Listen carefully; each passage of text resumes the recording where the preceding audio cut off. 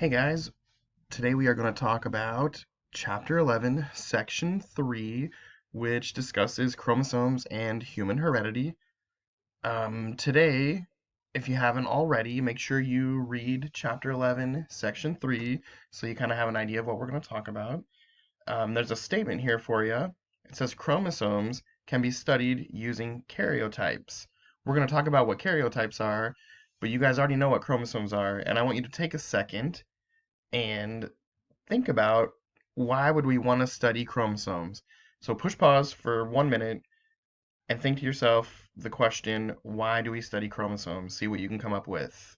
And after about a minute, play the video again. All right, hopefully you had time to think about that. As usual, we're going to move on here, but if you need to pause the video or rewind it to go back over some things, feel free to do that. But here we go. Let's see, here are our essential questions for today. They are: how are karyotypes used to study genetic disorders? What is the role of telomeres? How is nondisjunction related to Down syndrome and other abnormal chromosome numbers? And what are the benefits and risks of doing diagnostic fetal testing? So if we are done with this video and you are done with the notes and you can answer these questions to yourself, you know exactly what you need to know. Okay, so let's get started. First, we're going to talk about these weird little things called karyotypes. We know that scientists study genes to figure out our genetic information, but they don't only study genes, they also study entire chromosomes.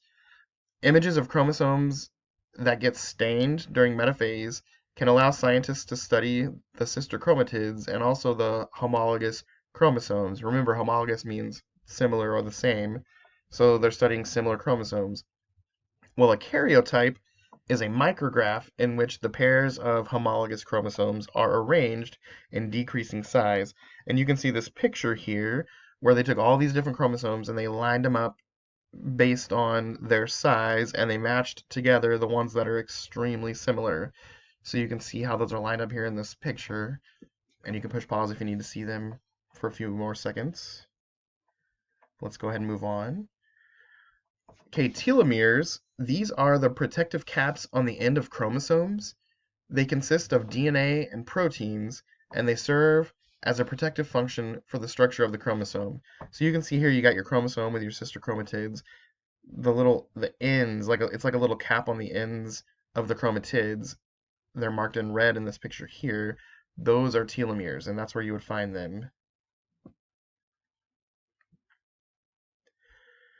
Okay, now we also have a situation during cell division where sister chromatids fail to separate properly, and we call that nondisjunction.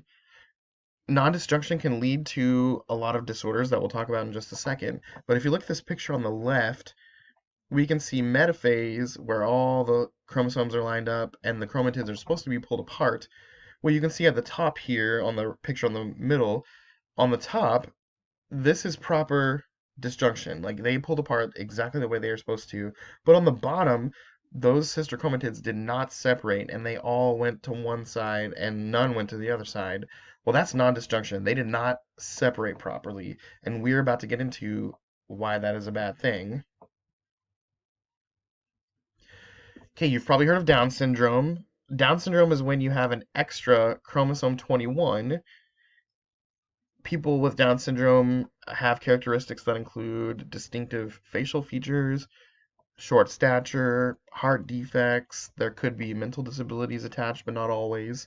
Well, if you look at this karyotype at the bottom, on the 21st chromosome pairs, it's not actually a pair, there's a third one in there.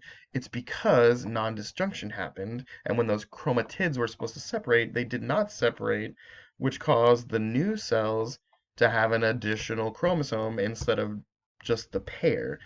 If you look on the right, we see our chromosome, they separate, non-disjunction occurs, two went to one side, none went to the other side. If fertilization happens, the side that had none, we have the situation called monosomy, which is one chromosome when there should be two. On the right, when two went and only one should have went, you wind up with the situation called trisomy, where you have three chromosomes instead of two. Both of these are not good. They're not good for development. We are supposed to have one set of each chromosome. This causes you to have either too few or too many.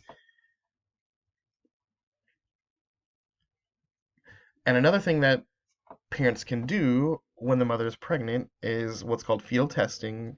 Fetal tests can provide information on potential genetic disorders and chromosomal status of developing babies. They basically can go in there and take a little blood sample and figure out what disorders the baby might have. Some people choose not to do this, some people do choose to do this. Just gives you an idea of what's going on with your baby. Um, but that is something that new and upcoming parents have as an option to figure out what's going on with the genetics of their soon to be baby. And I believe, yep, that is it for today. That was a pretty short lesson. Um, Again, please feel free to rewind this and slow it down, watch the slides again if you have any um, thing that doesn't make sense. Please feel free to send me an email, ask me questions. You will have your discussion board posted this morning, so be sure to go answer that. And on Thursday morning, you will have a quiz over some of this information.